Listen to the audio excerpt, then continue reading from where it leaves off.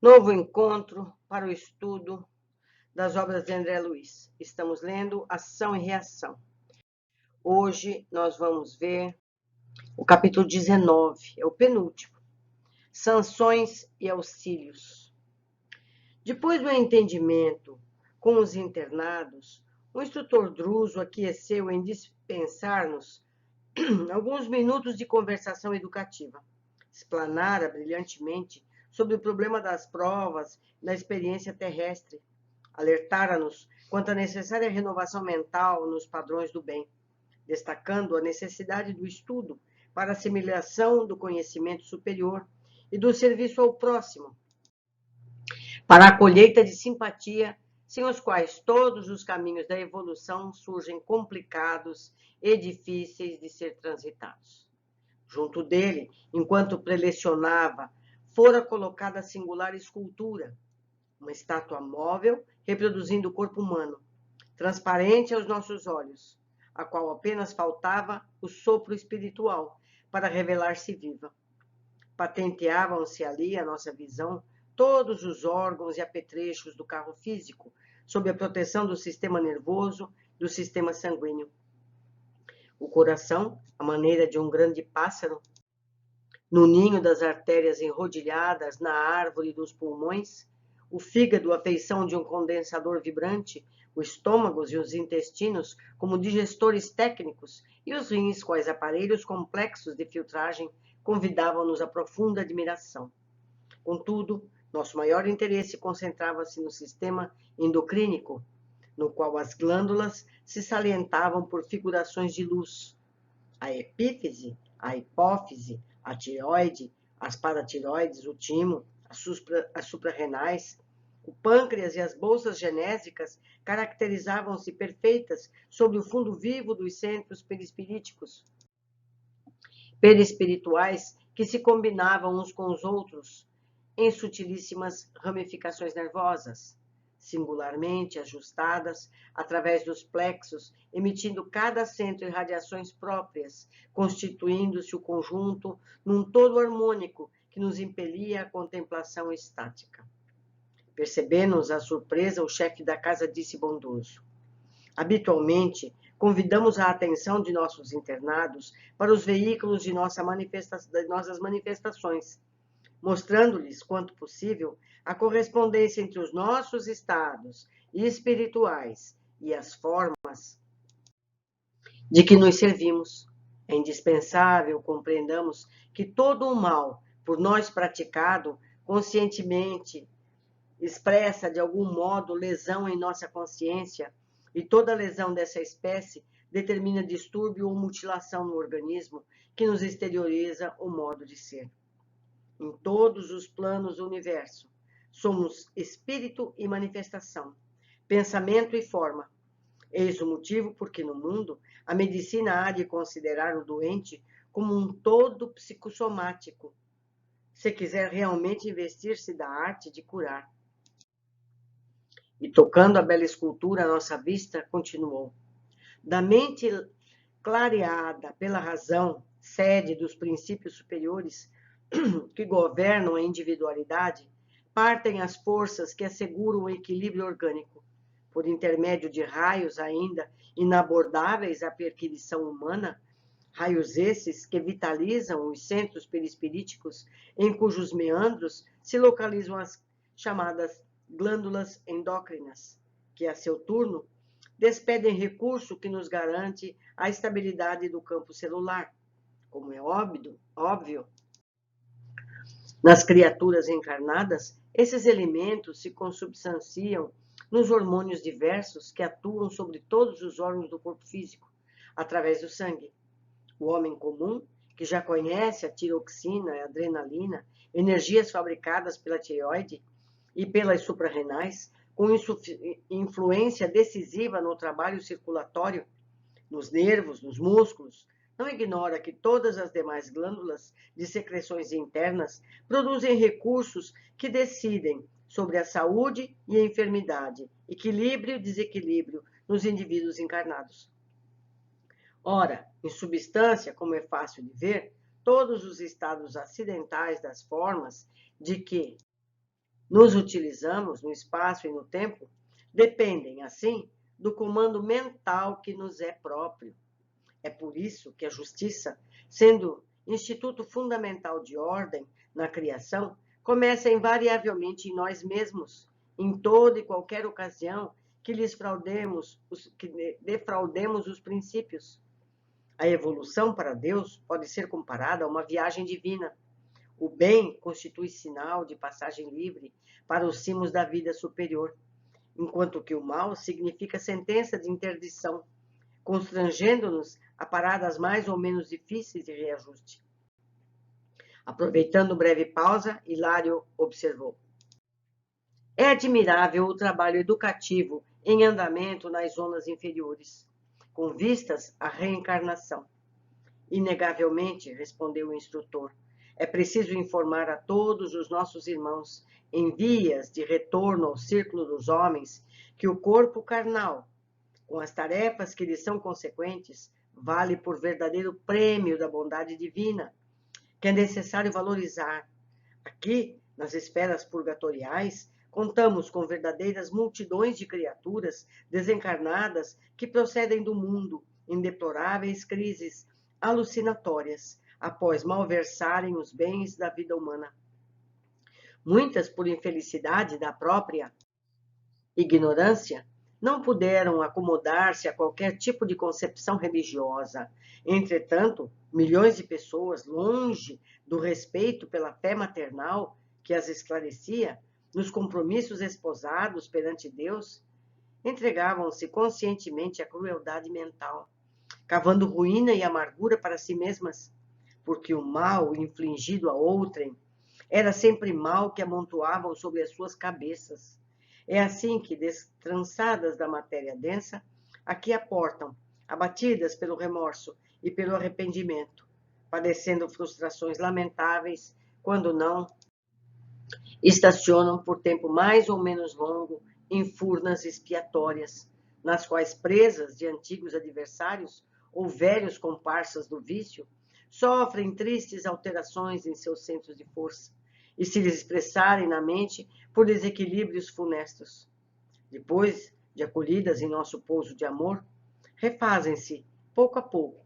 A reencarnação retificadora, isto é, a internação na carne em condições penosas, surge por alternativa inevitável. Será preciso renascer, suportando os obstáculos tremendos, oriundos da desarmonia perispirítica, criada por nós mesmos. Ainda assim, quando possível, antes do novo berço entre os homens, é imprescindível melhorar as contas. Daí o motivo por que instituições, qual a nossa, funcionam em vários campos das regiões inferiores, que na velha teologia equivalem a regiões infernais. O porquê, porém, existe, de fato, é o imenso umbral, situado entre a terra e o céu, dolorosa região de sombras, erguida e cultivada pela mente humana, em geral rebelde e ociosa, desvairada e enfermiça. Os companheiros desencarnados, que despertam devagarinho para a responsabilidade de viver, encarando face a face o imperativo do renascimento difícil no mundo, passam a trabalhar aqui laboriosamente, vencendo óbices terríveis e superando tempestades de toda sorte, para a conquista dos méritos que descuraram durante a permanência no corpo, de modo a implantarem no próprio espírito os valores morais de que não prescindem para a sustentação de novas e abençoadas lutas no plano material. O orientador, mostrando o olhar coruscante de entendimento e carinho, a feição de professor emérito e bondoso, que deseja o progresso dos aprendizes, fez longa pausa e perguntou-nos: compreenderam? Mais uma vez, né, queridos? Sim, sim, respondemos num só tempo, interessados em maior amplitude da lição. É assim que todos nós, continuou ele, para o recomeço das lides carnais, solicitamos o regime de sanções, ou alguém, quando não disponhamos do direito de fazê-lo, não o obtém, suplicando-o em nosso benefício às autoridades superiores. Regime de sanções? Indagou Hilário surpreendido. Perfeitamente. não nos reportamos aqui às medidas de natureza moral, pelas quais enfrentamos, compreensivelmente, na família consanguínea ou na intimidade da luta, a reaproximação com os espíritos de que sejamos devedores de paciência, ternura, tolerância e sacrifício na solução de certas dívidas que nos obscurecem a senda. Mas sim, há providências retificantes, depois de muitas quedas reiteradas nos mesmos deslizes e deserções, que imploramos em favor de nós e em nós mesmos, quais sejam as deficiências congeniais com que ressurgimos no berço físico. Aqueles que, por vezes diversas, perderam vastas oportunidades de trabalho na terra pela ingestão sistemática de alimentos corrosivos, como seja o álcool e outros venenos das forças orgânicas, tanto quanto os inveterados cultores da gula, quase sempre atravessam as águas da morte como suicidas indiretos, e despertando para a obra de reajuste que lhes é indispensável, imploram o regresso à carne em corpos desde a infância inclinados à esteatose do piloro, ulcerações gástricas, ao desequilíbrio do pâncreas, à colite e múltiplas enfermidades do intestino que lhes impõem torturas sistemáticas. Embora suportáveis num decurso da existência inteira, inteligências notáveis com sucessivas quedas morais, através da leviandade com que se utilizaram do esporte e da dança, espalhando desespero e infortúnio nos corações afetuosos e sensíveis, pedem formas orgânicas ameaçadas de paralisia, reumatismo, visitadas de achaques e neoplasmas diversos que lhes abstêm os movimentos demasiado livres. Companheiros que, em muitas circunstâncias, se deixaram envenenar pelos olhos e pelos ouvidos, comprometendo-se em vasta rede de criminalidade através da calúnia, da maledicência, imploram veículos fisiológicos castigados por deficiências auditivas, visuais que lhes impeçam, recidivas desastrosas, intelectuais e artistas que despendem sagrados recursos do espírito na perversão dos sentimentos humanos por intermédio da criação de imagens menos dignas, rogam aparelhos cerebrais com inibições graves e dolorosas para que nas reflexões de temporário ostracismo possam desenvolver as esquecidas qualidades do coração. Homens e mulheres que abusaram dos dotes físicos, manobrando a beleza e a perfeição das formas para disseminar a loucura e o sofrimento naquele que lhes admitiam as falsas promessas, solicitam corpos vulneráveis às dermatoses aflitivas, quais o eczema, a tumoração cutânea, ou portadores de alterações da tiroide que os constranjam a reiteradas lutas educativas. Grandes faladores que escarneceram da divina missão do Verbo, conturbando multidões ou enlouquecendo almas desprevenidas, suplicam doenças das cordas vocais, para que, atravessando afonias periódicas, desistam de tumultuar os espíritos por intermédio da palavra brilhante. Milhares de pessoas que transformaram o santuário do sexo numa forja de perturbações para a vida alheia, arruinando lares e infelicitando consciências, imploram equipamentos físicos atormentados por lesões importantes no campo genésico, experimentando, desde a puberdade, inquietantes desequilíbrios ovarianos e testiculares. A cegueira, a mudez, a idiotia, a surdez, paralisia, câncer, lepra, epilepsia, o diabetes, o pênfigo, a loucura e todo o conjunto das moléstias dificilmente curáveis significam sanções instituídas pela misericórdia divina, portas adentro da justiça universal, atendendo-nos aos próprios rogos para que não venhamos a perder as bênçãos eternas do espírito a troco de lamentáveis ilusões humanas. Mas existem institutos especiais que providenciem, por exemplo, as irregularidades orgânicas pedidas para a reencarnação? Perguntou meu colega intrigado. O interlocutor generoso sorriu significativamente e acentuou. Sim, Hilário, a bondade do Senhor é infinita e permite-nos a graça de suplicar os impedimentos a que nos referimos, porque o reconhecimento de nossas fraquezas e transgressões nos faz imenso bem ao espírito endividado. A humildade, em qualquer situação, acende luz em nossas almas, gerando em torno de nós abençoados recursos de simpatia fraterna. Entretanto, ainda mesmo que não pedíssemos a aplicação das penas de que necessitamos, nossa posição não se modificaria, porquanto a prática do mal opera lesões imediatas em nossa consciência, que, entrando em condição desarmônica, desajusta ela própria os centros de força em que se mantém. Desse modo, os nossos institutos de trabalho para a reencarnação colaboram para que todos venhamos a receber na ribalta terrestre a vestimenta carnal merecida. Então, de que vale a súplica, rogando essa ou aquela medida atinente à nossa reeducação? Oh, não formule semelhante problema, falou Druso em voz grave. A prece, no sentido a que aludimos, é sempre um atestado de boa vontade, compreensão no testemunho de nossa condição de espíritos devedores. Sem dúvida, não poderá modificar o curso das leis, diante das quais nos fazemos réus, sujeitos a penas múltiplas, mas renova-nos o modo de ser, valendo não só como abençoada plantação de solidariedade em nosso benefício, mas também como vacina contra a reincidência no mal. Além disso, a prece faculta-nos a aproximação com os grandes benfeitores que nos presidem os passos, auxiliando-nos à organização de novo roteiro para a caminhada segura.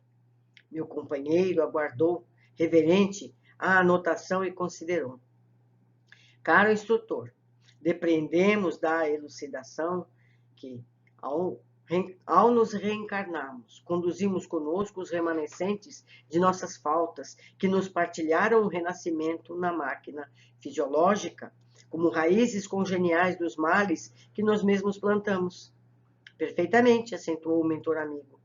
Nossas disposições para com essa ou aquela enfermidade no corpo terrestre representam zonas de atração magnética que dizem de nossas dívidas diante das leis eternas, exteriorizando-as as deficiências do espírito. Druso meditou, em alguns instantes, como se estivesse ponderando no íntimo a gravidade do assunto e apreciou. Nossas assertivas não excluem, de certo, a necessidade da asepsia e da higiene, da medicação e do cuidado preciso no tratamento dos enfermos de qualquer procedência. Desejamos simplesmente acentuar que a alma ressurge no equipamento físico, transportando consigo as próprias falhas, a que lhe refletirem na veste carnal, como zonas favoráveis à eclosão de determinadas moléstias, oferecendo campo propício ao desenvolvimento de vírus, bacilos, bactérias e números capazes de conduzi-la aos mais graves padecimentos, de acordo com os débitos que haja contraído. Mas também carrega consigo as faculdades de criar no próprio cosmo orgânico todas as espécies de anticorpos, imunizando-se contra as exigências da carne. Faculdades essas que pode ampliar consideravelmente pela oração, pelas disciplinas retificadoras, que se afeiçoe pela resistência mental, pelo serviço ao próximo, com que atrai preciosos recursos em seu favor. Eu devia ter marcado de amarelo. Então, a nossa postura mental favorece a nossa capacidade de resistir às doenças, aos vírus, aos bacilos. Então, é preciso ter em mente sempre a higiene mental. Mente sadia em corpo sadio, não é? Continuando. Não podemos esquecer que o bem é o verdadeiro antídoto do mal. Ainda assim, ajuntou Hilário, será lícito recordar que os animais igualmente sofrem moléstias diagnosticáveis, como seja a fitose, a raiva, a pneumonia, como também as plantas experimentam enfermidades peculiares, reclamando adubos e fungicidas, completou o mentor sorrindo. E essas plantas, esses animais não têm karmas, não é verdade? Não tem ação e reação. Então, não é somente esse o motivo dos nossos padecimentos. E acrescentou, a dor é ingrediente dos mais importantes na economia da vida em expansão. O ferro sobre o malho, a semente na cova, o animal em sacrifício, tanto quanto a criança chorando, irresponsável ou semiconsciente, para desenvolver os próprios órgãos, sofrem a dor-evolução, que atua de fora para dentro, aprimorando o ser, sem a qual não existiria progresso.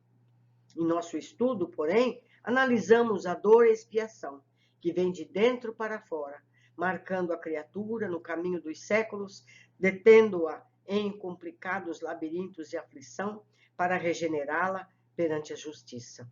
É muito diferente. Curioso, exclamou Hilário, não havia pensado ainda em semelhantes conceitos, dor-evolução e dor-expiação. Como temos ainda a dor-auxílio, atalhou Druso benevolente. Como assim? E percebendo a surpresa que nos estampava no rosto, o orientador aduziu. Em muitas ocasiões, no decurso da luta humana, nossa alma adquire compromissos vultosos nesse ou naquele sentido. Habitualmente, logramos vantagens em determinados setores da experiência, perdendo em outros. Às vezes, interessamos-nos vivamente pela sublimação do próximo, olvidando a melhoria de nós mesmos. É assim que, pela intercessão de amigos devotados, a nossa felicidade e a nossa vitória, recebemos a bênção de prolongadas e dolorosas enfermidades. Bênção de prolongadas e dolorosas enfermidades no envoltório físico, seja para evitar-nos a queda no abismo, na criminalidade, seja nas frequentemente para o serviço preparatório da desencarnação, a fim de que não sejamos colhidos por surpresas arrasadoras na transição da morte. O infarte, a trombose, a hemiplegia, o câncer penosamente suportado, a senilidade prematura e outras calamidades da vida orgânica constituem, por vezes, dores auxílio, para que a alma se recupere de certos enganos em que haja incorrido na existência do corpo denso, habilitando-se através de longas reflexões e benéficas disciplinas para o ingresso respeitável na vida espiritual. Druso, no entanto, a essa altura, foi chamado a outras linhas de ação, deixando-nos entregues aos nossos pensamentos. Então, nós aprendemos sobre a dor neste capítulo, meus amigos. Há vários tipos de dor e cabe a cada um de nós aprender a resiliência, porque toda a dor, todo o padecimento físico, todas as doenças que temos têm uma função. Isso não quer dizer que nós devemos ficar doentes. Vamos às observações, mais adiante eu volto. Os modelos de corpos já vimos vistos em livros anteriores, mas desta vez Druso vai nos falar sobre as consequências de nossos atos no perispírito, mostrando-lhes, quanto possível, a correspondência entre os nossos estados espirituais e as formas de que nos servimos. É indispensável compreendermos que todo o mal, por nós praticado, conscientemente, expressa, de algum modo, lesão em nossa consciência, e toda lesão dessa espécie determina distúrbio ou mutilação no organismo que nos exterioriza o modo de ser. Temos os corpos que precisamos ter para o nosso resgate e elevação. Se vocês lembrarem, eu não sei se foi Nosso Lar ou Mensageiros, que uma moça pede um problema na tireoide, porque se ela fosse tão bonita como dizia no projeto, ela teria dificuldade para cumprir a tarefa que ela estava determinada. Não é? Então, nós já vimos esse assunto lá nos primeiros livros. Vamos continuar. Druso nos fala das formas necessidades da dor. Em nosso estudo, porém, analisamos a dor-expiação, que vem de dentro para fora, marcando a criatura no caminho dos séculos, detendo-a em complicados labirintos de aflição, para regenerá-la perante a justiça. É muito diferente. Curioso, não havia pensado ainda em semelhantes conceitos. Dor-evolução, dor-expiação, como temos ainda a dor-auxílio, atalhou Druso benevolente. Antes de nos queixarmos, vale observar que tipo de dor estamos vivendo e aproveitá-las de algum modo, para que não sejam em vão. Não é? Agora, como mesmo disse Druso, isso não quer dizer que nós devemos aceitar as nossas dores sem buscar uma cura, sem buscar um alívio, um conforto, assim como não devemos aceitar que a dor do outro não seja acudida. Então, se você vir uma pessoa em padecimento, temos que ajudar, colaborar, fazer o possível para que aquela dor cesse. Porque nenhum de nós sabe o momento em que essa penalidade termina. Não é verdade? Podemos ser nós um instrumento de concluir um projeto de evolução de um amigo nosso, de uma pessoa que a gente queira bem. Um abraço. Eu espero a comunicação de vocês para me ajudarem mais e mais no entendimento dessas lições. Um abraço muito forte e até o nosso último capítulo desse livro. Um abraço.